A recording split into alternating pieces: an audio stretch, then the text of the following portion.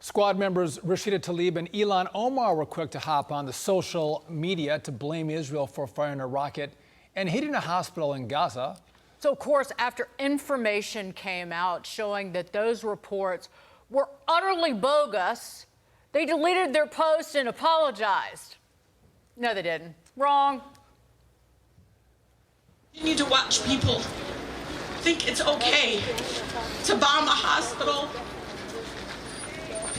with children. You know what's so hard sometimes is watching those videos and the people telling the kids don't cry. I'm like, let them cry. Fellow Democrat Jared Moskowitz called on his colleagues to take down their misinformation posts, which, by the way, they're still up, and said the media must take responsibility for the dangerous misinformation that they're spreading. Joining us now, former Arkansas governor and former 2008 and 2016 GOP presidential candidate Mike Huckabee and former you didn't get fired yet, Fox News contributor and Washington Times opinion editor, Charlie Hurt. Charles, to you first on this. Rashida Tlaib said that this afternoon, after the president, the Defense Department, and the National Security Council had said and confirmed that it was an errant rocket from Hamas terrorists that went off near that hospital. And the fact that Rashida Tlaib would repeat it this afternoon, not only is she spreading hateful lies, but she is possibly killing people because of it. Oh, exactly. I have to say the most disgusting part of all of it is listening to Tlaib cry fake tears like she actually cares about those children. She does not care about those children. If she cared about those children, she would go after the terrorists in Gaza who did this. She would stand up to those people and do something to stop the killing, the murdering of these babies that she pretends to cry over. But this is, we have reached maximum insanity. And the worst part of it is those of us in the press. The New York Times ran with this headline as well, taking their talking points. You have a hospital that gets blown up, and the New York Times goes and interviews terrorists and says, who did this? And the terrorists say Israel did it. So the New York Times puts up a headline that says Israel blew up the hospital according to terrorists. This is insane. Israel has been an ally of ours since its inception. It's been our greatest, strongest ally in the war on terror. And what do? What does the New York Times and Rashida Tlaib and all these people do when something like this happens? They go to the terrorists and interview them and report what they tell them. It's insane. Yeah, one side has shown restraint and care for innocent life, and the other has shown no restraint in disregard for human life.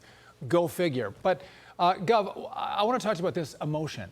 Because you and I know in politics, emotion drives people to do things, to vote, to work for a candidate, to give money for a candidate and for a cause.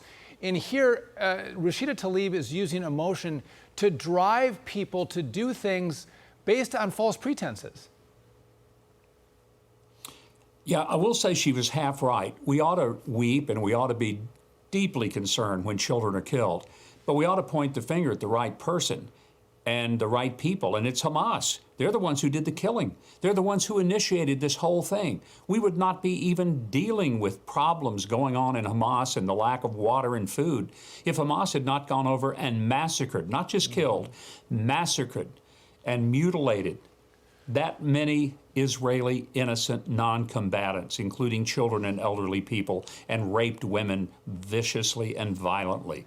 We do have a problem, and it's a problem with the truth. And asking Hamas to provide us with factual information is as ridiculous as asking Liz Cheney to give us an update on how MAGA is doing and whether Donald Trump is going to be the nominee. Good gosh, people, I can't believe it's one thing for Rashida Tlaib to believe this nonsense, but it's an embarrassment when you have the New York Times, or the Slimes, as I call them, and the Washington Compost, and they're basically doing the work of Hamas. They need to be ashamed of themselves. They need to apologize to their constituents, and they need to correct the record in as big a headline as they misreported it to begin with. Well, the Democrats have had a cancerous sore growing called anti-Semitism for over a decade now. And this is what they have wrought. And now it's their time to clean house. In a twist of third-party chaos, what were you saying? What were you muttering under your breath, Charlie?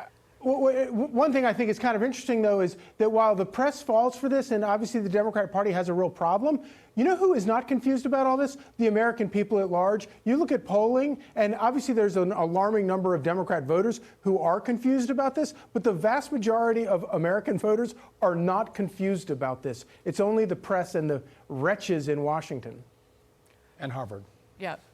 Well, yeah, people who have been, you know, the cult of college, as I'll call it. In a twist of third-party chaos, a little lighter, independent candidate Robert F. Kennedy Jr. seems to be shaking up the 2024 presidential race in a way that no one anticipated. A new poll out of a hypothetical three-way matchup has President Biden leading Donald Trump 44% to 37%, with former Democrat RFK Jr. coming in at 16%. And here's the kicker. With Kennedy added into the race, Biden opens up a wider lead over Trump while suffering just a 5-point dip. Trump, he drops 10 whole points. Governor Huckabee, your thoughts? I think a lot of this is that there are some similarities in terms of the style of both RFK Jr. and Donald Trump. And people like the fact that neither follow the line of the donor class in Washington. That's what's appealing about both of them. But once they get into issues, people will begin to realize that while even I like Robert F. Kennedy as a person, and I think he's genuine and sincere, but his views are so far from that of conservatives and Republicans, particularly on issues like climate and on abortion and a host of issues. I don't think when it got down to it, close to an election, that he pulls that many Republican voters away. Charlie, do you agree? Yeah, I absolutely agree. Once we get into the election, we get into some of those issues, he's going to lose a whole lot of them. But I think that the idea that he collects so many voters should be a warning sign for Democrats, because what this biggest similarity between Kennedy and Trump is the fact that they're both telling the truth in very large ways.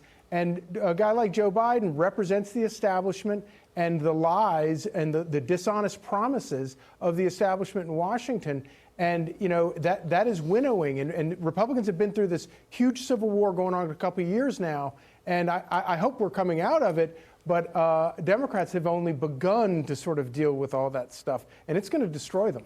Governor Huckabee, Charlie Hurt, thank you guys for joining us. Always fun. Glad to rehire Charlie. Thank you. Over here waving like a redneck.